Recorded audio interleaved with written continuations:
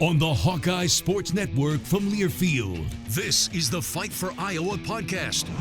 Brought to you by Athletico Physical Therapy, proud partner of the Iowa Hawkeyes and the Big Ten Conference. Hy-Vee, where there's a helpful smile in every aisle. Iowa's corn farmers of the Iowa Corn Growers Association and Iowa Corn Promotion Board. You may think Iowa grows corn, but the truth is, corn grows Iowa. Shields, we're right there with you in Des Moines, Sioux City, Iowa City, and Cedar Falls. University of Iowa Healthcare, changing medicine, changing lives.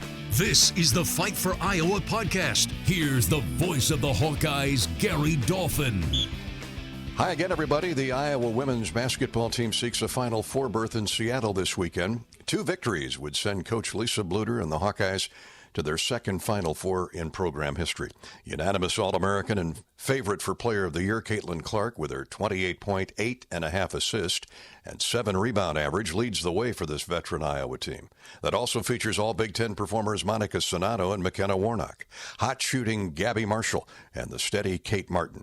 Good luck to the 2-seed Hawks, and congratulations to longtime associate head coach Jan Jensen, this week named the Division I Assistant of the Year by the Women's Basketball Coaches Association. Spring football practice began Wednesday. We'll hear from Coach Kirk Ferentz on this week's Fight for Iowa podcast and sit down with trailblazing Clarissa Chun, the head coach of Iowa Women's Wrestling. The show is sponsored by Iowa Corn, Shields, Athletico Physical Therapy, and UIHC. I'll be right back. More of the Fight for Iowa podcast after this. After a cancer diagnosis, it's natural to want to start treatment right away. But first, get a second opinion from a team that specializes in your cancer. I'm Dr. George Weiner, Director of University of Iowa Holden Comprehensive Cancer Center. Before you start treatment, you deserve to be confident you have the right diagnosis and know every option available to you. So whether it's with us or somewhere else, get a second opinion. It can change your care and your life. Hey everyone, I'm Mark Wahlberg, and I have some exciting news to share. At Wahlburgers, we are all about bringing the family together to enjoy a great meal and have a great time. That's why right now, for a limited time, kids eat free every day at all Hy-Vee Wahlburger locations. Kids 12 and under can enjoy 1 free kids meal with any purchase of an adult burger, sandwich, or entree salad. Bring the family to Wahlburgers and the Wahlburgers and Hy-Vee stores, where right now, kids can eat free. Now back to the Fight for Iowa podcast. Here's the voice of the Hawkeyes, Gary Dolphin. The next historical building block for Iowa wrestling will occur this fall when the first Division I women's program debuts. Head coach Clarissa Chun, a recent inductee to the National Wrestling Hall of Fame, has assembled a roster of roughly 15 competitors and a coaching staff. The schedule remains a work in progress. Chun is working toward a mix of duels and invitational team meets. From administrating to recruiting and finding competition, when building a program from the ground up, there are unforeseen bumps in the road. Our women are excited to be here, have been excited to be here. I think it's been a great year of learning for all of us, the whole team. And I think the challenging part was for them, for us as a team, was that we didn't compete in much this season. So a lot of great training, a lot of getting to know each other, and how each individual operates, but wanting to see them compete a little bit more and they wanting to compete more. So next year should be exciting. It'll be here before you know it too. Yeah. This pioneer class is top heavy with freshmen, and rightly so, but you brought in a handful of impressive transfers, most notably Felicity Taylor of South Winneshiek and McKendree College, a former number 1 ranked wrestler and member of the under-23 national team, Nanea Estrella, a Pan Am champ, Sierra Brown from Colorado Mesa and Augsburg College. What strengths do they bring as examples for the young women, Clarissa? They bring, and we also have one more, Annika Beskov. She came from Dixie State. They didn't have a wrestling program. They had a club, but they all bring, a level of experience, right? They know what it's like at other programs. Felicity has been a part of a national team program at McKendree, winning back-to-back national titles as a team. So that, for her to have some insight on what it takes, to win a national team title in the women's wrestling college space, is very vital. But also, they are great, just great people, that like sometimes I feel like they're always there for their teammates, but our whole team is there for each other in that regards. It really doesn't matter if they're an upperclassman or a freshman. Sometimes I, can't tell the difference. Well, and I understand that because they're all very gifted, very talented in their own way. Let's talk about Ella Schmidt, the Dan Gable Ms. Wrestling Iowa this past year Yeah. out of Bettendorf. She's one of several kids from the state that I know you're very happy with, but you've reached from East Coast to West Coast to bring in these first year competitors. That freshman class, Ella is a three-time state winner. She's been nationally ranked. She looks like she leads the class with kids like Sterling Diaz, Ava Bayless. They've all won championships. It's you've got a lot of winning cultures there. Yeah. These young ladies are just excited to compete. Like they're so competitive in that regards. They want to be the best. They want to train with the best, like iron sharpens iron type of mentality. You mentioned Ella, and man, what a great role model, she is, not only for the state of Iowa, just for all young girls, right? What I love about Ella is she's always been the one that advocated for women's wrestling, for girls wrestling to get sanctioned, as a high school sport here in Iowa. And, like she never had the opportunity to be officially named the Iowa state champion, even though she's won girls state, you know. But it was with the help of her pushing and kind of getting the messaging out and getting young girls to join the sport. And that's what we want a part of our program, like young women that see something bigger than themselves, and that's what we have, from Sterling Diaz all the way up to Sam Calkins throughout our whole lineup. What was it like to have the state girls high school wrestling championships at Extreme Arena in Coralville? I'm guessing you had a lot of unofficial visits strolling around campus that entire weekend. It was amazing. Yeah, like it was so fortunate to have that here in our backyard. It's so nice to be able to pop in between practices and have our student athletes stop by and take a look at the future of Iowa girls wrestling coming in and hoping to recruit a few coming up, yeah, had some unofficial visits, still needed to comply with the rules. We couldn't have anyone, that are freshmen and sophomore in our wrestling room to watch practices. But it was really nice to see, it was a sold out event, the first day. It was awesome to hear, but sad to hear that they had to turn away 400 people that were trying to get in and watch the girls wrestling, so that's a good problem to have, I guess. I want it back again next year, and hoping, I don't know how they're going to add more seats to the Extreme Arena, but They'll yeah. figure it out, I'm sure, Yeah. Coach. Tell me about your coaching staff. Tanya Verbeek, a silver and bronze medalist at the World Championships, and Gary Mayab, former manager of Greco-Roman team wrestling at USA Wrestling. That's a Mhm. pretty good catch there between Coach Verbeek and Coach Mayab. Yeah, absolutely. Oh my gosh, I feel like I hit the lottery with both of those. Um, Great humans, great people. Coach Tanya Verbeek, I, spent some time like competing alongside her. Obviously, she competed for Canada, but man, she has a wealth of knowledge, from her system that she came through, and very high level, successful female wrestler on the world and Olympic stage.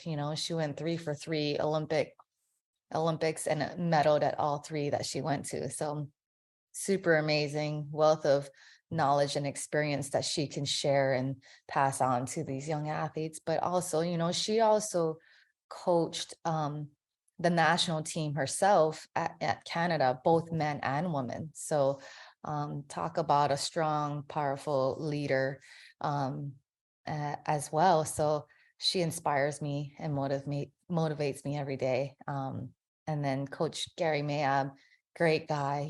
He's got a wealth of experience coaching at all levels. It's his first time coaching female wrestlers, but it's not his first time coaching females. He's coached diving and soccer, and he's an intellectual guy. He's very thoughtful. He's very articulate in how he communicates, and he's like I feel like we round each other out well. Yeah. So you're a team. Yeah, we are a great team. We're all so different in our own little ways, but we all have same values and goals and working towards the direction we want to go. And with Coach Mayab, I had the opportunity to work alongside him, when we were both at the Olympic Training Center. He was working with Greco and I was with the women. And, I would peek over and see what he's doing over on Greco's side and just love his passion, his energy, and his hard work ethic, and it's so weird for me to say that because sometimes I think these words can seem so cliche, but this man, sometimes I'm like, dude, you need to sleep. Sounds like one of the Brands brothers, Coach. Oh, yeah. Clarissa Chun, Hawkeye Women's Wrestling, was recently inducted as a distinguished member of the National Wrestling Hall of Fame, one of just 4 females to be so honored. Congratulations, Coach. You must be very proud of what this means as a trailblazer for women's wrestling. Thank you. I don't know how that happens. It's weird. I just love what I do, and yeah, thank you. Well, you, as we wrap it up with Coach Chun, Hawkeye Women's Wrestling, how about that new facility that continues to reach out into the sky as a joined at the hip of Carver Hawkeye Arena? I know you got to be pumped about that. Oh my gosh, it's like any day now, one day closer, and we're excited for the whole.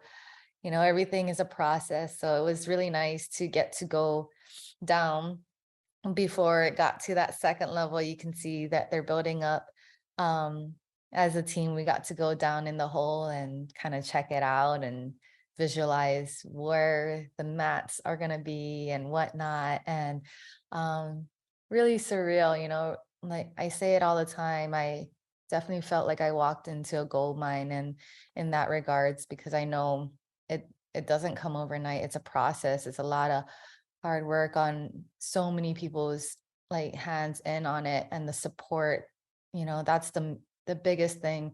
When I talk to any prospect that is interested in Iowa, it's like this facility that's about to come up is, that's how much they care. That's the support from the community and the people who love Iowa wrestling, and all the people who work so hard to get that done. So Chun says the process has been fun despite facing a new challenge each day. What's really exciting is watching the $31 million, 38,000 square foot Doug and Ann Goschke Wrestling Training Center rise from the ground connected to Carver Hawkeye Arena, highlighted by the Bob and Kathy Nichols 13,000 square foot wrestling room. The facility is scheduled for a 2024 opening. Now this word. More of the Fight for Iowa podcast after this. We all love a good win. Catching up with friends, saving money at the pump, soaking up the perfect Iowa day, sitting down to a really, really good meal. These are the everyday delights that make us smile. These are the moments that connect us all as Iowans. And these are the wins that, more often than not, start with Iowa's farm families and the crop they're growing. Because when corn grows Iowa, Iowans win. Learn more about how to share your own wins at iowacorn.org/Iowans win. You don't have to go to the game to get a game program. You can download it now by visiting the game day page on HawkeyeSports.com. That's right, the game program is now digital and it's free. So check it out. Get the roster, the stats, and fascinating stories about today's matchup. Just go to HawkeyeSports.com and click on Game Day. Oh, you know that old injury of yours? The one in your knee or maybe back? Instead of going to the doctor and then doing physical therapy, why not start with therapy first? Athletico Physical Therapy is changing the whole healing process around. Their physical therapists will find the source of your pain and help fix it. Start with them and start living pain-free. Just like that. It all starts with Athletico Physical Therapy. Schedule your free assessment at athletico.com. No prescription needed. Proud partner of the Iowa Hawkeyes. Now back to the Fight for Iowa podcast. Here's the voice of the Hawkeyes, Gary Dolphin. Spring football practice started Wednesday in Iowa City. Thanks to the transfer portal and incoming high school stars, there are new players of all ages. Those on campus now have been growing physically and collectively as a team in the winter strength and conditioning program. There's excitement over new but veteran quarterback Cade McNamara, the Michigan transfer, who will miss spring workouts due to off-season shoulder surgery. In fact, a dozen Hawkeyes have undergone correctional surgical repair. All are expected back by June or for fall camp. Coach Kirk Ferentz calls spring football special because it's pure teaching. There's no game plan to get ready. There's no clock on us, be ready. It's, 11 o'clock on Saturday or whatever time it may be. So it's more just about the development of the individuals and just teaching football and teaching the skills, the fundamentals that are going to be really important for them to have success. And then the other thing that doesn't change in spring, you always have challenges with numbers, body counts, if you will. Graduation's the first thing on the list there. So, you always graduate a group of players, and certainly no different this year. Iowa opens the new season Labor Day weekend hosting Utah State at Kinnick Stadium. More Fight for Iowa podcast in just a moment. More of the Fight for Iowa podcast after this. Knowing that I can make a difference in my patients' lives keeps me motivated every single day. Hi, I'm Dr. Kanya Ferguson at University of Iowa Healthcare. With academic medicine, we see the toughest cases, so we're always innovating. And we bring the best minds together to collaborate, so there's more brain power focused on you. Because that leads to exceptional care for our patients and our community. See how at uihc.org. Hey, Hawkeyes fans, the wait is over. The Iowa men's and women's basketball teams are back on the court, and Shields has everything you need to cheer on your favorite players all season long. Take your game day gear to the next level with Shields Fan Shop. We have an unmatched lineup of gear, including jerseys, hats, hoodies, and more to help you show off your team colors. So gear up, Hawkeyes fans, and celebrate all season with Shields, a proud partner of Iowa basketball and hoops fans everywhere. Now back to the Fight for Iowa podcast. Here's the voice of the Hawkeyes, Gary Dolphin. Iowa baseball defeated Grandview a couple days back. The Hawkeyes are off to their best start since 1939 at 16-3, including a victory over then top-ranked LSU.